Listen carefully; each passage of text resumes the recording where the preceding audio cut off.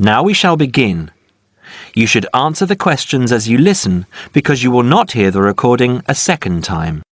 Listen carefully and answer questions 1 to 5. Hi Joseph, how are you today? Fine, thanks. And Cara, how are you? Good. As we discussed on the phone earlier, I wanted to speak with both of you about the subjects you have chosen to study and how you are managing your time. Okay? Yes. I think so. Okay, so I'll start with Cara. You've been here for how many months now? I've been here for 6 months. How are you finding it? It's good. I'm enjoying the course. And what about life outside? Are you making friends and socializing? Not really. People here are quite closed. They don't talk to you. I see. So, what do you do after classes? I usually go home and study, and I might go out for a walk, but never really with anyone. Sometimes my roommate Louisa comes with me, but she always seems to be busy. How is this affecting your schoolwork? I don't think it is, but I miss home. Cara, what I suggest for now is that you look into joining one of the social clubs on campus. There are a variety of them. You can go camping, skiing, snorkeling, painting, dancing, reading, horse riding, rowing. There's a list on the school website. Have a look and work out which one you're interested in and which suits your timetable. You'll meet friends that way and people who have the same career interests as you. As for the subjects you've chosen for a career in microbiology, I think you should look into dropping one of your subjects and picking it up again next year as a minor. You have a lot on your plate, and this will just cause great pressure. It doesn't mean that you aren't coping, but you're doing about 10 hours more than the average student a week. Think about it, and we can make another appointment to discuss it. When are you free? I have an hour free usually on Wednesdays at 11:30. Okay, good. Come to my office at 11:45 and wait in reception. Okay? Okay, I'll see you then. Before you hear the rest of the conversation, you have some time to look at questions 6 to 10.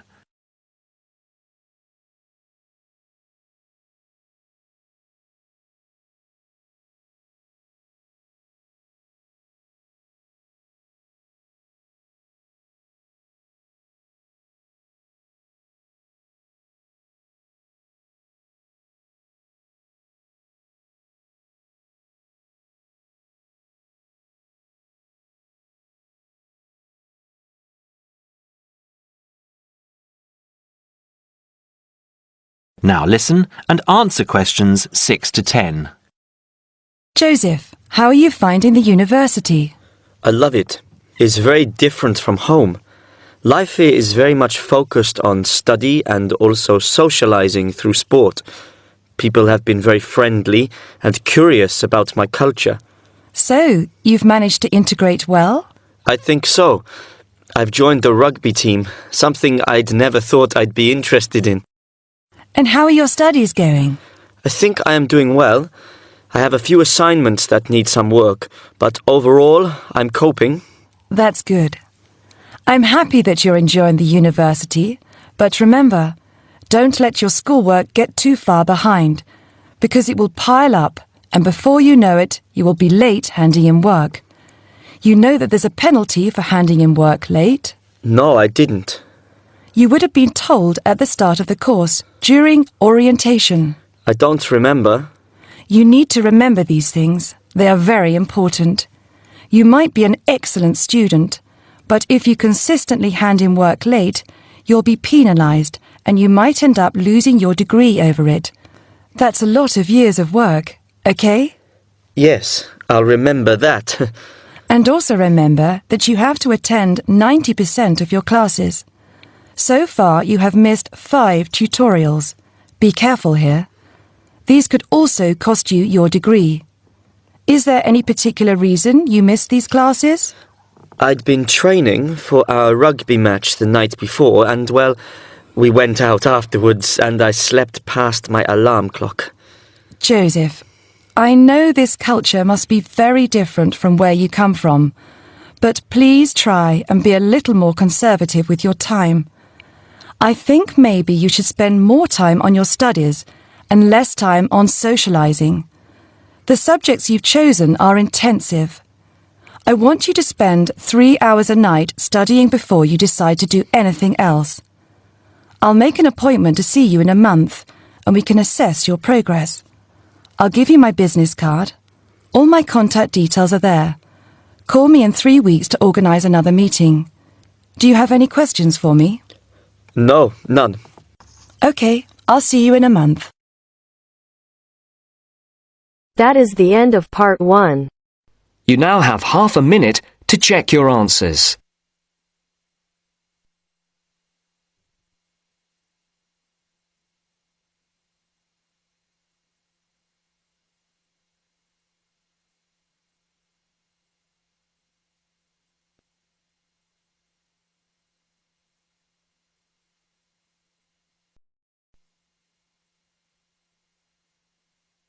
Now turns to part 2. Part 2. You will hear a flight attendant talking to passengers on an airplane. First, you will have time to look at questions 11 to 15.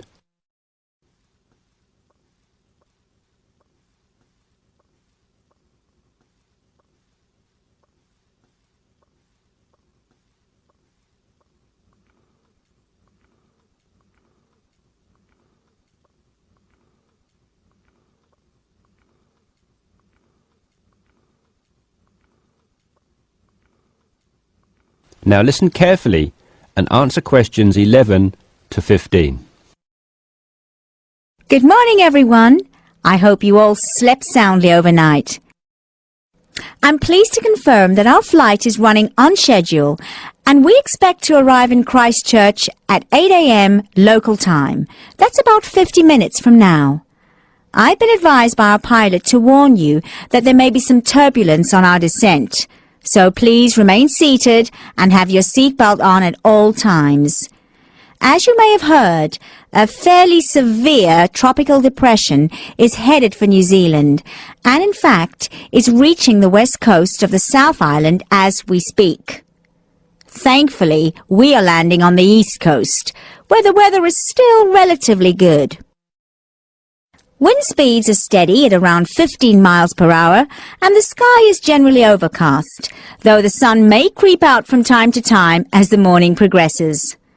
That said, when the storm reaches this afternoon, conditions will deteriorate rather quickly. Please exercise extreme caution if you're travelling anywhere on the island today. As I said, the storm has already made landfall on the west-northwest coast, and we're getting reports of high seas and very strong winds of around 75 miles per hour, with gusts up to 110 in Collingwood. Heavy and thundery rainfall is also being reported there.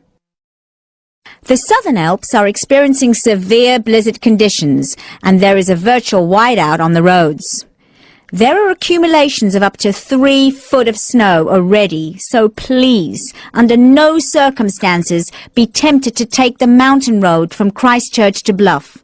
Use the coastal route for the entire journey if you must go down south. Over in the west, in Hokitika, and the southwest, in Milford, conditions are bad with heavy rain, high winds, and high seas. In fact, several tornadoes were reported in Hokitika and also in Lewis, which is slightly further inland. Also inland, on the northern edge of the Southern Alps, Arthur's Pass should be avoided at all costs. Roads are closed due to the heavy snowfall. Kaikoura has reported wind speeds of 45 miles per hour, with occasional gusts a bit stronger, but so far it has escaped the heavy rain. At present, it is windy and cloudy there. Before you hear the rest of the discussion, you have some time to look at questions 16 to 20.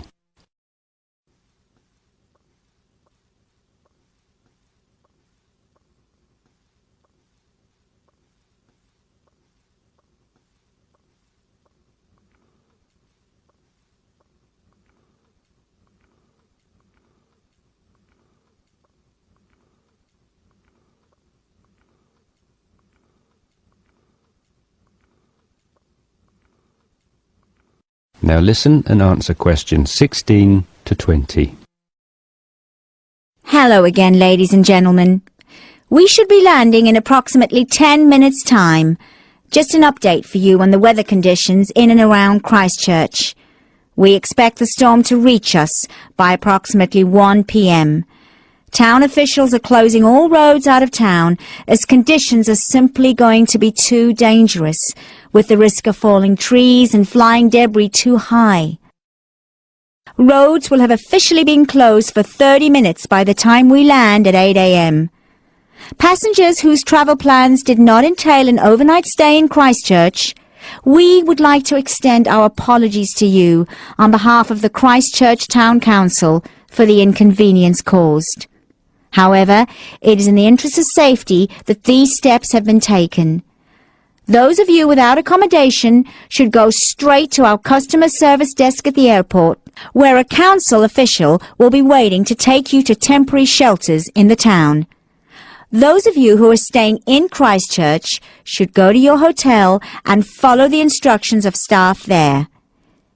It may yet be necessary to evacuate you down to the shelters as well. This decision will be made by hotel staff who are monitoring the situation very carefully. The storm has made a direct hit on the island. The storm eye is expected to arrive in Christchurch at about 4 p.m., after which a brief period of calm will be experienced. The western wall of the storm will then hit at approximately 4:30. And the extreme winds and heavy rain should have improved by about 7 p.m. All roads will be reopened from 9 p.m. onwards.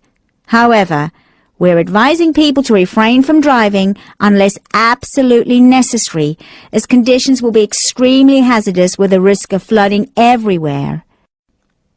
Flash flooding is a real danger for the valley towns of the south in particular, as mountain rivers and tributaries have already swelled to record levels. High winds have already caused massive power cuts in west coast towns, and a string of major tornadoes have caused havoc across the Midlands.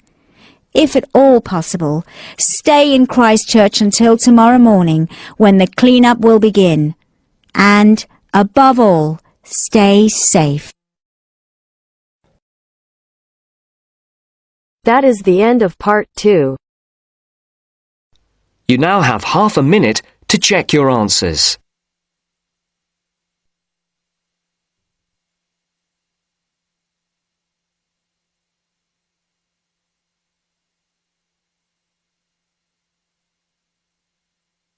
Now turns to part 3.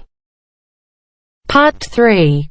You are going to listen to a conversation between a tutor and two students. In the first part of the discussion, they talk about a fellow student. First, look at questions 21 to 23.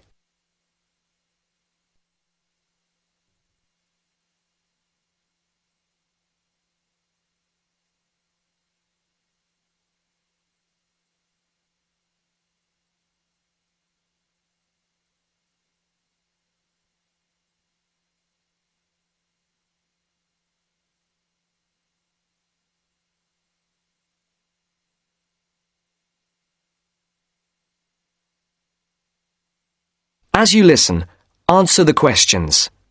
Write no more than 2 words for each answer. Francis and Steve, hi. Now, before we start the tutorial, am I right in thinking that you haven't heard about Lorraine? No. What about her? She's already left. What? Well, she hasn't told anyone. You sound surprised. Weren't you half expecting it? Yes, but she could at least have told us, though.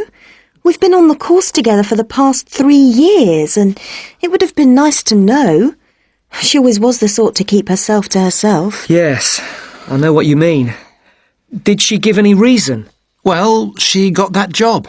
What? Yes, and she's been given permission to leave, as there's only a week to go before the end of the course. But she'll be back for the exam week. Oh well, we'll just have to catch her on the mobile after the class. She's gone back to Wales first. Oh dear. We'll get hold of her on the mobile. She did say that it might not be possible to contact her for a couple of weeks. Oh, OK. If that is what she wants. Before the conversation continues, look at questions 24 to 30.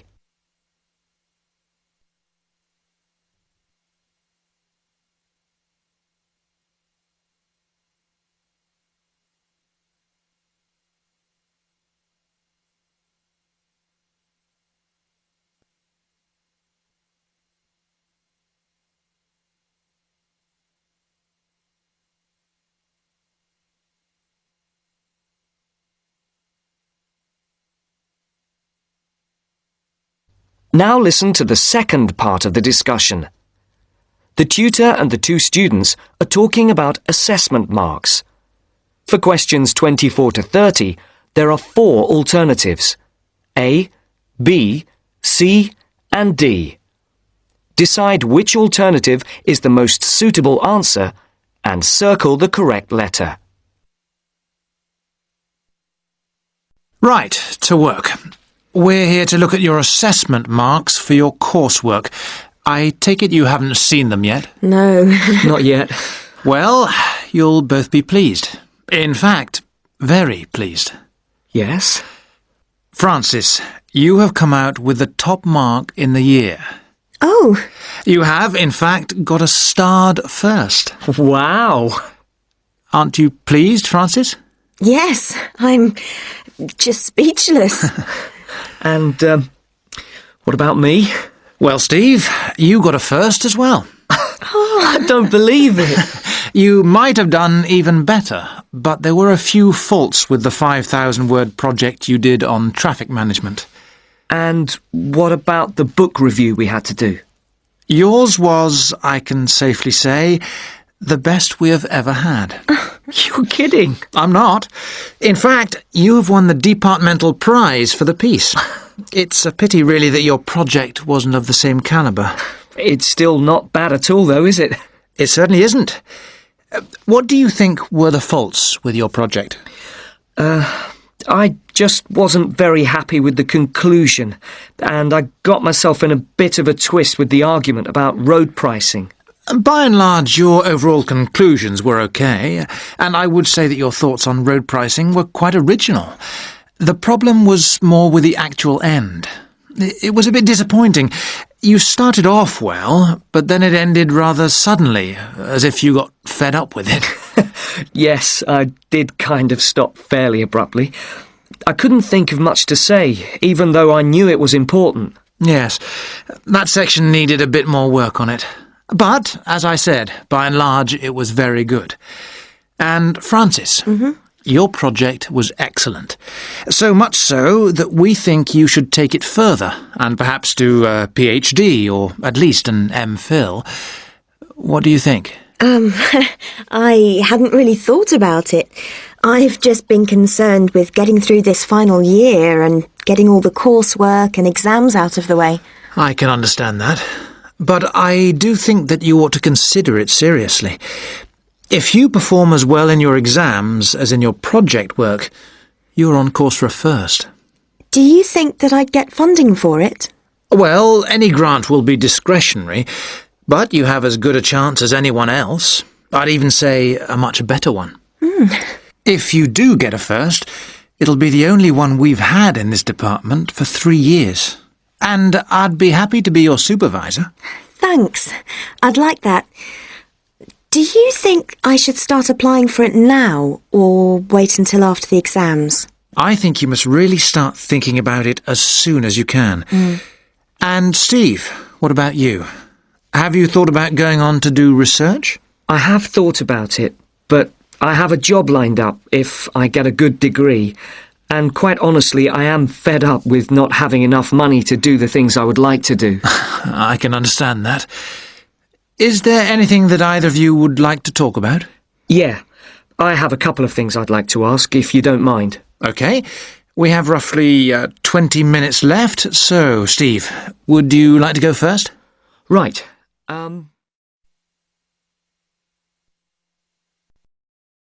That is the end of part 3. You now have half a minute to check your answers.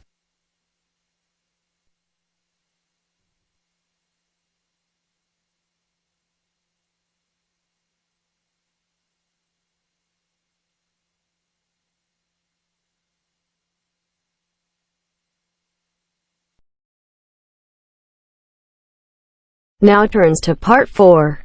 Part 4. You are going to hear a talk about security in the UK. Listen to the talk and complete the statements below. First, you have some time to look at questions 31 to 40.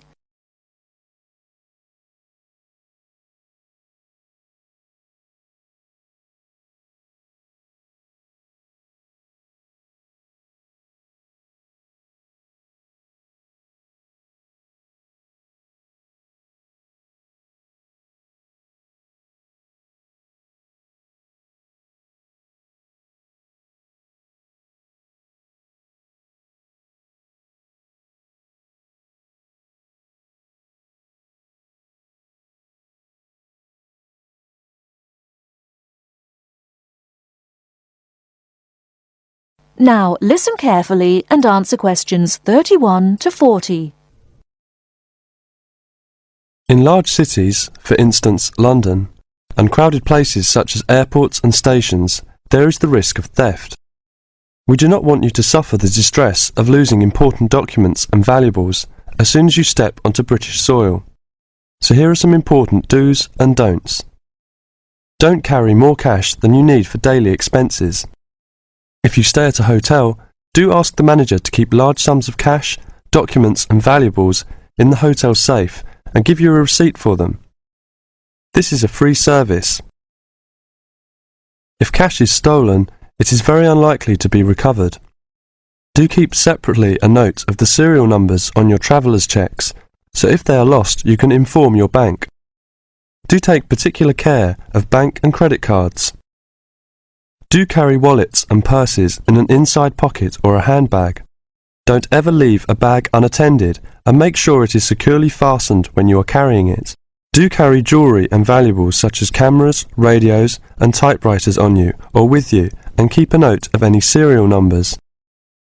Do take special care of your passport, travel tickets and other important documents. Documents are at risk particularly at airports and stations where it is obvious that most people will be carrying them. Do make a note and keep it in a safe place of the number of your passport, its date and place of issue. This makes replacement easier if you are unlucky enough to lose it. If you don't want to carry heavy luggage around with you, you can leave it in a luggage office at most large stations and pick it up later. Keep the receipt so that you can reclaim your luggage.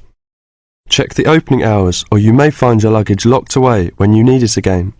If you lose any of your luggage in transit, take this up immediately with the officials of the airline or shipping line. But don't worry too much. 98% is found within 3 days. If you lose anything, go first to the lost property office at the airport or station, as it may have been found and handed in.